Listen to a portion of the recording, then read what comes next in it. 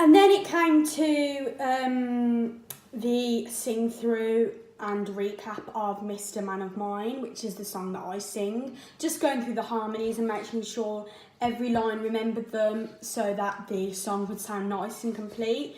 And we also got to listen to Mia and Callum sing through Choo Choo Honeymoon for the first time, which was really funny.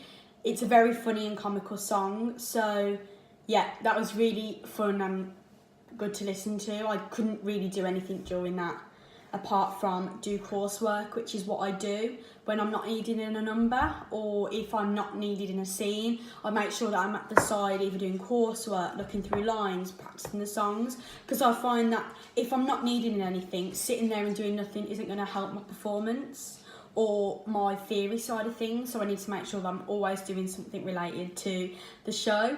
So in that lesson, just singing through the songs went really well. I remembered all the lyrics, which I'd improved on from last week. The only thing that I'd want to improve on is, again, adding more character to the songs, because I still am just singing them, I'm not thinking about it. So now that I know the songs and I'm comfortable with the songs, I can now sing them as if I'm in the performance and add a character to it. So yeah, the singing and the dance calls this week went really well.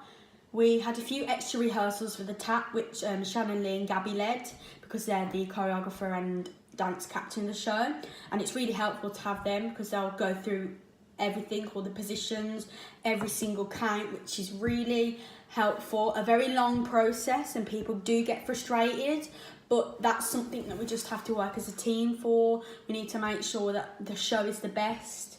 We can't be personal in this show. We can't only think about ourselves, because at the end of the day it's a show and everyone needs to be at their best to make the show the best. Nobody can be weak. Like, does that saying you're only as strong as your weakest link?